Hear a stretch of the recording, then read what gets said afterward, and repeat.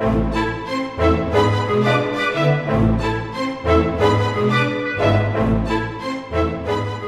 everybody, it's John Owens here from the Badass Academy on one of our expert interviews, and I have with me today, all the way from Quebec in Canada, Axel Troike, and Axel is an expert on all things data and is talking to us today on all things to do with GDPR compliance. Good morning, Axel. How are you? Good morning, John. Not too bad, not too bad. What about yourself? I'm good. Mind you, it's afternoon. It's morning here for us in New Zealand, but it's afternoon on the day before in Canada. So yeah. Hopefully, it's not a disadvantage to be the yesterday person. No, this is it. We're definitely talking across time and tide. Yeah. Now, Axel, let me tell you a bit about Axel. Axel is the president and chief executive of Grandite, based in Quebec, which specializes, as I say, in all things data, including data quality, data governance, master data management, and GDPR. Now, Axel has got extensive international experience stretching across Europe and North America, working with the most senior executives in both private and state enterprises, which makes him well placed to be able to guide businesses on implementing pragmatic solutions to GDPR compliance. So hopefully, Axel, that it's a quick summary, but I hope it sums up adequately your experience. Yeah, it for sure it summarizes well my personal experience as well as what we can offer with our company Grandite, which I'm in charge of. Excellent, and we'll come back to, because Grandite has got some great approaches and tools there, and we'll come back to those and make sure I do at the end of the interview, because I think it's definitely worthwhile our audience know all about that.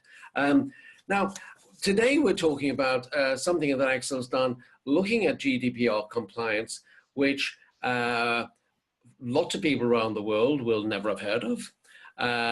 Lots of people around the world will have heard of, and lots of people around the world will be panicking like mad. But Axel, Axel has realized there's a real need, especially for, no, let me talk to Axel about the motivation as opposed to explaining it for him. That was my first question. So instead of answering it on your behalf, why don't I ask you, what was the motivation behind creating your slimmed down approach to GDPR? Well, there are always three major issues that you have when it comes to respond to any regulation that is related to the processing of data. So the first issue is that laws are usually not written in a language that can be easily understood by non-legal people, or people that don't have any legal education. So the second issue with laws is that they are not structured in the way that it corresponds to typical steps that you have in IT projects. And third, last but not least, the law may contain a lot of obligation and constraints, and it's here definitely the case with the GDPR as well, that may not apply to all organizations. So what we have done here, based on our experience, we have created a consolidated questionnaire that covers the important requirements that all businesses need to answer. So to have a kind of extract that applies to 95, 98% of the organizations, and treat all the special cases separately. So the idea that we had in mind was especially to serve small businesses with this approach. But actually this strategy, this approach can be applied to businesses of any size. We just want to make it simple, simple for everyone to get into this topic. So we elaborated this questionnaire in a way that we will be happy to provide this to interested parties. So just get in touch with me, and I will be glad to provide this catalog of questions free of charge and without any further obligation. Lovely. No, thanks, Axel. Now, it's intended for small businesses primarily. So can you summarize sort of who, typically who these small businesses would be? Well, maybe first of all, to give a kind of definition, certainly small business is related to some indications that are in the law itself, yeah, because some provisions apply and some do not. So going through all the provisions, my definitions would be to say a small business is an organization where less than 10 employees are involved in processing personal data. So just to be clear here, when we talk about processing personal data, certainly for some people in the audience, the first association may be, okay, this is about the size of the IT department. So processing personal data is something that applies to everyone that has a keyboard and a screen in front of himself or herself. Yeah. And good point. There's maybe someone at a reception desk that just takes a phone call and the name and the phone number of a person. This can be someone in order processing that takes an order and of course has to know where to deliver. And it can be someone in the accounting that just figured out, oh, I guess there's an unpaid invoice, so maybe we have to send a reminder, and to do so, well, they will need the personal data of the recipient. Excellent. But if there's less than, so we're looking at people where there is less than 10 of those type of people, yeah. people in positions who would handle personal data. Yeah, so for those organizations, for the small businesses in that sense, I would see primarily three advantages. One is that they can document the processing of their personal data along the lines of the questionnaire in a free or in a tabular format, just using Office applications, yeah, to make it size appropriate. For other businesses, I have to strongly recommend to employ a professional data and process modeling tool under our guidance while following the questionnaire. So, but again, for small businesses, we don't have to take too drastic measures here. So those applications that usually everyone has at hand, Excel, Word, will do the job for those small organizations. Second advantage for them will be that this, as I already mentioned before, the questionnaire covers already most likely all of the questions that they have to look at, yeah, all the criteria that are important to them. So we don't have to look, or they don't have to look at a special area. And the third advantage is certainly that we believe that they don't need a consultant or a lawyer at their side to complete this very first step. Just to mention this here in this context, of course, the questionnaire covers the first step. What is the status quo? What are we doing in processing personal data in our organization? What we offer for small businesses as well as for businesses of any size, to complete the steps after that, to help them doing this. And of course, the typical steps after documenting the status quo is to say, okay, are there, sorry, are there any additional special questions? Are there special categories of processing that have to be covered? So is this the 1 or 2% of organizations that are not covered by the questionnaire? In another step, then to assess the risks, yeah, that can be identified in comparing the law, the provisions of the law, with what is actually done in terms of data protection at this point in the organization. And of course, what will be the measures, what will be the steps recommended to mitigate those risks, the gaps that exist between the law and the status quo of processing. Okay, no, thank you. But you've answered my next question through all of that, Oh, okay. which was, Sorry, yeah. no problem. No, that's good. So basically, the step one is to actually write down what you're doing and how you're doing it. Exactly, exactly. But in doing that, you may actually be writing down and finding out that if you keep doing what you're doing, in fact, you will not be compliant. But having written it down and it's now clear, it's easier to actually make yourself compliant.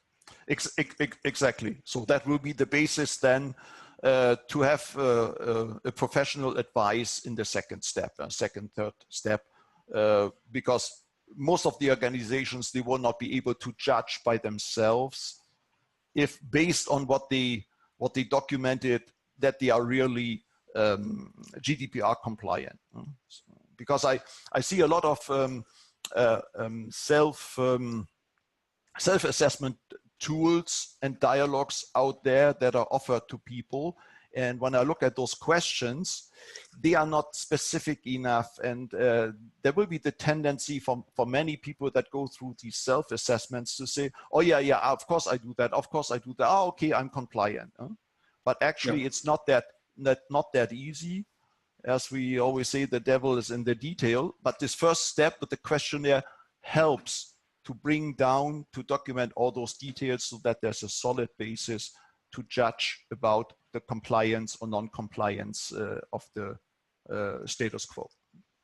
Okay, no, thanks, Axel. Now, does the person, the individual identified in the personal data, have to be a European Union national or officially residing in the European Union, country of the European Union, or are they just located there? Yeah, this is probably the most crucial and probably most complex question, actually. So if we look at the law makes it simple. The law has a quite general provision here and says you only have to be there. So there's no requirement to be citizen or to be even resident. You just have to be there.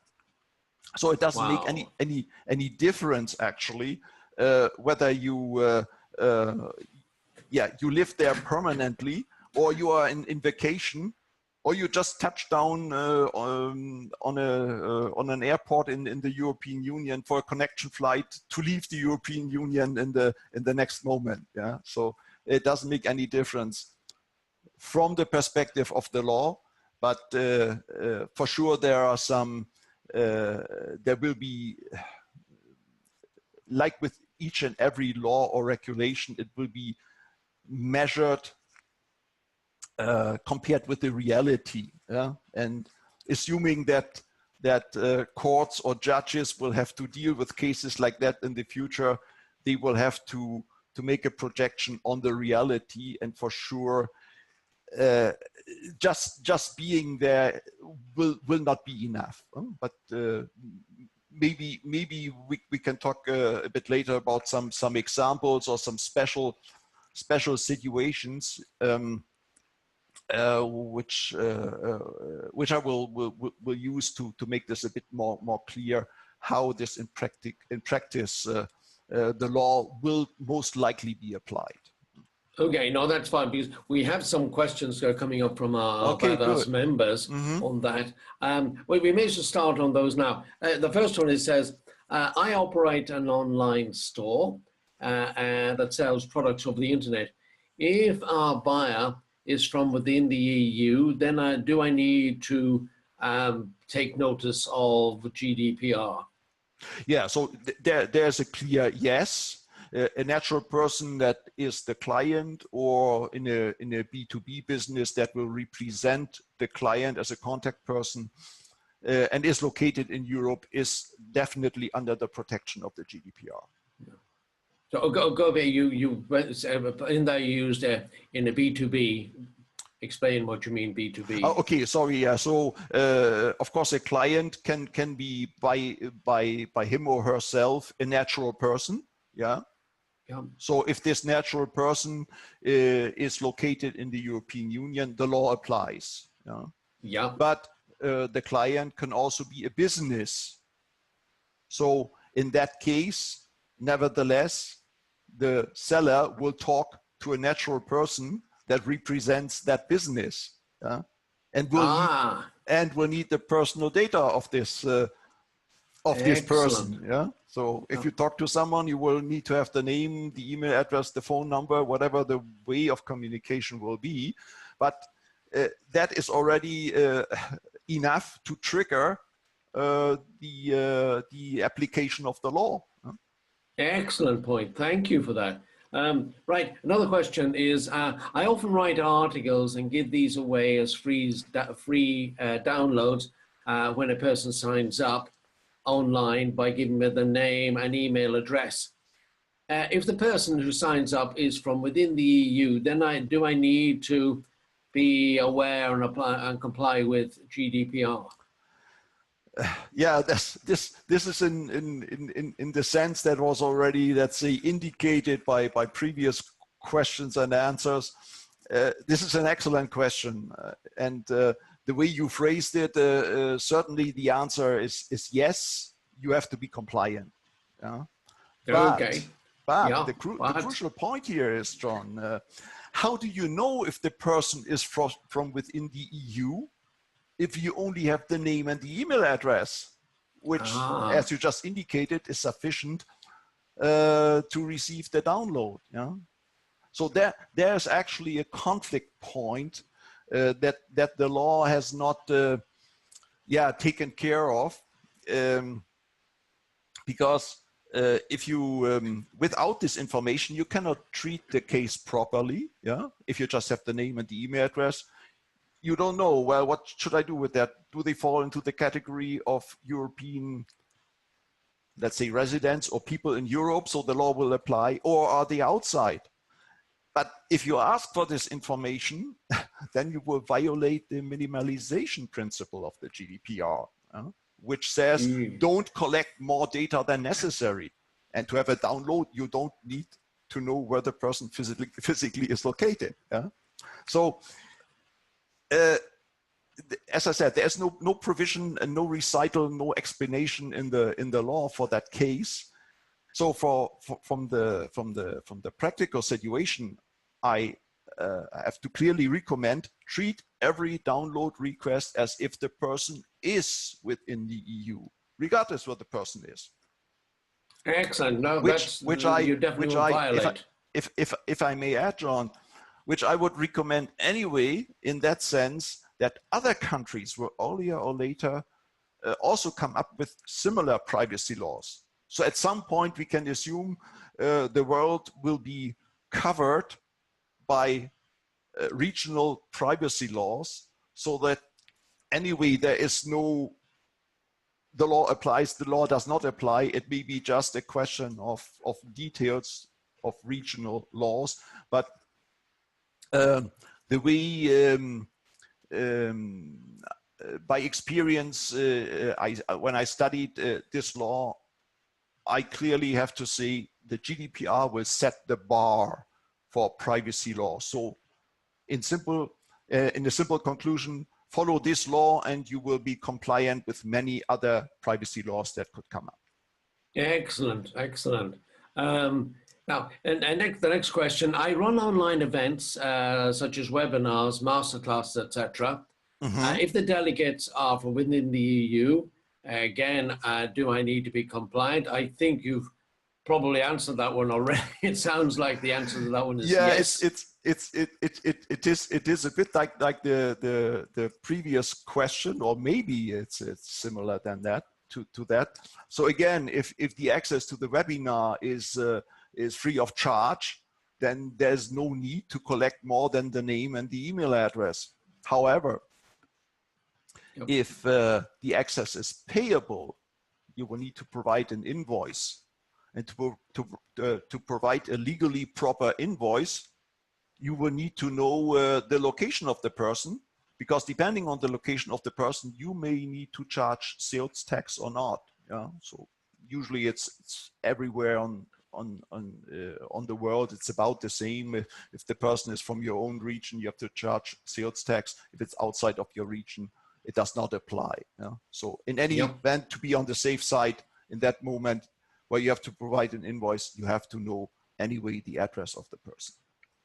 Excellent. No, I'm glad you clarified that. About the charging and the not charging, of course, that makes a difference to the data. Excellent point, Axel. I run an event company in Australia. We have people who attend from all around the world. If someone attends one of our events in Australia, but they live in the EU, does my company need to be compliant? Yeah, again, a clear yes. Because in this case, you need to ask for the address of the person, as I said before, to provide the proper invoice.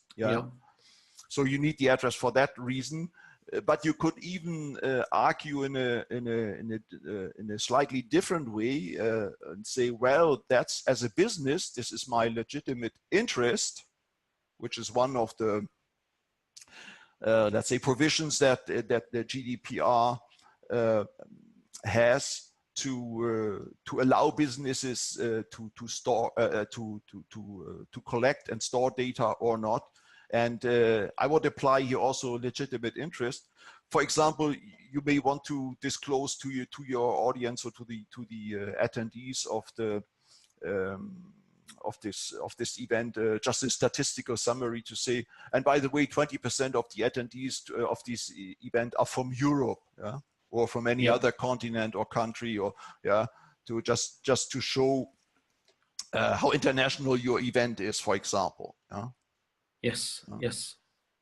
Oh, good. You've added so many different facets and expanded on it that I even reading through these questions beforehand as they came in, I didn't grasp. Thanks for that, Axel. It's really good. Now, here we have. We operate a travel company that helps students, etc., from New Zealand to travel to Europe for holidays and exchange visits. Now, they're all New Zealand citizens. So does our company need to be GDPR compliant, as we're in New Zealand and we're only holding New Zealand citizens? Well, in this case, if the business organizes trips to the EU, then of course it will process personal data of contact persons in Europe. So these may be representatives of your business in Europe, so that are in Europe to be reachable in their time zone in shorter distance for whatever purpose. But also this may include contact persons at guest families, since you mentioned exchange visits for students. So you may have those guest family data, personal data of those people and whom to contact there. And so clearly, yes, as a travel company helping students for these for trips or for exchange visits, this company has to be GDPR compliant. But does that compliance apply to the information of the New Zealand students who are traveling over? Does it now, as soon as they land in the EU, does the GDPR compliance now kick in on that? You're completely right, John. That's the other aspect. Exactly in that moment where the students from New Zealand they land in Europe, they are there. As we said before, for the law to apply, it's only important to be there. So in that moment where they are there, the law applies to them and they are under the protection of the law. So they can claim the protection that the law offers. But of course, the question is I would say, to compare this with the real situation, it needs to be important, or needs to be, I would see as a criterion, I would see, is the center of daily life transported to Europe? Yeah, that's what I would see as the practical case or practical criterion to decide the law applies or not. Yeah. Right. Yeah. Formally, the law applies. Yeah. But again, the question is, how do you prove you have been there? Yeah. Okay. As opposed to just passing through. Yeah. Yeah. Because now the next case can be that these New Zealand students, yeah, they are in contact with a third party, whatever, a supplier that they have at home. Yeah, they say, well, send me my, I have to order something. I am for a certain period in Europe, and I need whatever, a new headset for my iPhone. Send me that. Yeah.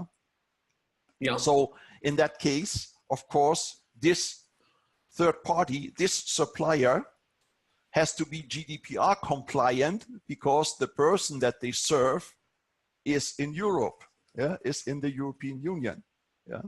Ah, so, yes, yeah, yes. yeah. So yeah. there are several aspects, yeah. So it's not only the aspect of who is organizing the trip, and in that case, sending people to Europe, or give them the chance to travel to Europe, but it's also, once they are there, that they can live their daily life, which they usually do when they are on an exchange visit. And at that moment, they interact with the world as if they are European residents. Yeah, that's true. Yeah. I suppose also, when you're talking about that, I mean, if you take backpackers, although they're sort of nomadic and, on the move, Yeah. you could argue, I mean, the center of their daily life for the period, where they're backpacking around Europe, is well and truly transferred to Europe. Exactly. Yeah. So, okay. and I believe that this will be, if ever any legal cases are brought up that are in dispute, I think this will be the kind of differentiation, or the criteria that a judge will apply, by saying, well, first of all, what is the evidence that the person was actually in the European Union? Yeah. And the second question that, let's say, I would ask as a judge is, what is the evidence for the supplier, yeah, or for the business to know that? Yeah. If you cannot know that, probably the case will not be decided in favor of the student, or the private, the natural person that is claiming its rights. Yeah. So, but at this point, let me say, John, certainly I'm not a lawyer. Yeah. And therefore, what I'm talking about here is not legal advice. What I'm doing is, I apply the law to the best of my knowledge and experience, and I have some experience with that from the past, because I translated legal requirements from the time where I was a consultant in Germany to audit guidelines for the general auditor in Germany. So I have a kind of let's say official experience in that sense. Yeah. But just to be careful at this point, this is my practical advice. I strongly have to advise businesses that want to pick up these cases, or that are in need to be GDPR compliant. The latest at the end, get the official seal of your legal counsel for that.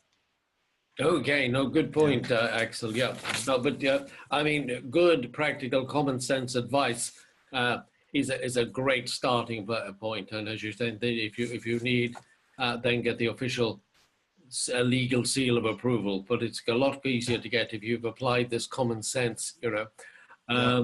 That's really good. Axel, that's been fantastic. You've definitely brought aspects into that and really good pragmatic ways of looking at that I hadn't thought about. And thank you for that.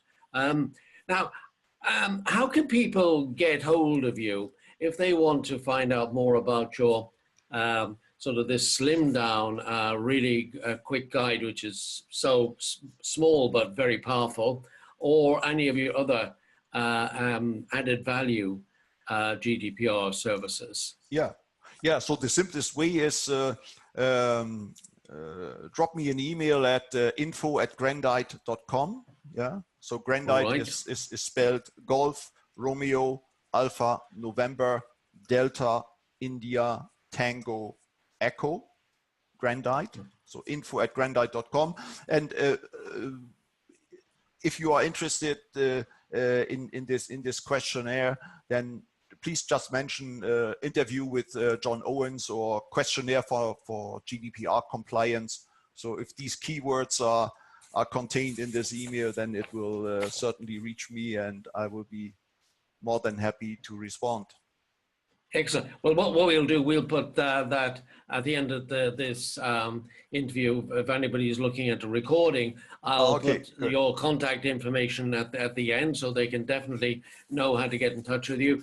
And we'll also, from the Badass Academy, we will have a page where people can go and register. And again, all we need is their first name and email to make ourselves compliant, and we will send this automatically out to them. So if anybody fills in their name, address, and that. So and that's been now. What? Just another quick question. This is Pam, my business partner here in Badass, was asking me what as a matter of interest, what do you offer larger companies? What does Grandite offer larger companies with regard to GDPR?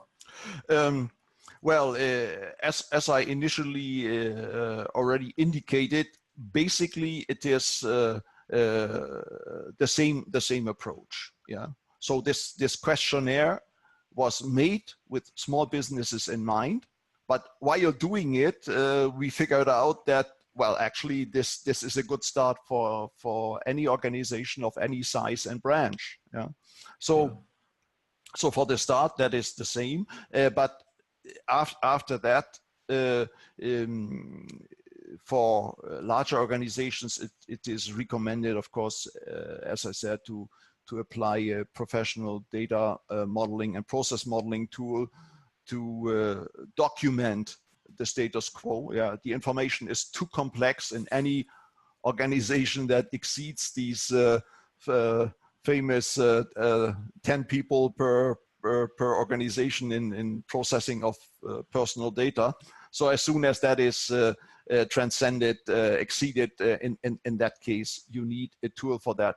It's getting too complex, and yeah, as they always say in home improvement programs, don't try that at home. Yeah, so if you are a larger organization, then please use professional guidance and professional tools to document the status. And of course, as I also mentioned, we are there to especially accompany larger organizations for the following steps. So to analyze the risks that they may have, to close the gaps, and recommend the steps that are necessary to mitigate those risks. Wonderful. No, thank you for that, and we'll definitely post your contact details up there, because people viewing this will be come from both large and small, and it's great to see that your approach, because it applies to both, is going to be continuous. You know, that it's not entirely different for both of these things. That gives a great continuity. So thank you, Axel, for that. And I started off with my questions thinking, oh, these are pretty complete, but your answers were amazing. I'm glad you added so much value and so much flesh onto the bare skeleton of these questions. That was really helpful. So thank you very much indeed. Yeah, thank you. My pleasure. Thank you for having me, and of course for this opportunity to speak about the GDPR. And I hope that the audience can profit from my advice, and I will be glad if people are interested to contact me. We definitely will do, and we'll have Axel back because we'll be doing lots of other things leading up to GDPR, and Axel has kindly volunteered his expertise and his time to take part in some of those, and I'll tell everybody in the academy as they're coming up, and we'll probably need to tell Axel as well because he wants to be there. So we will do that. Axel, once again, thank you very much indeed. Bye-bye for now. My pleasure. Bye-bye. Bye-bye, everyone. Thank you.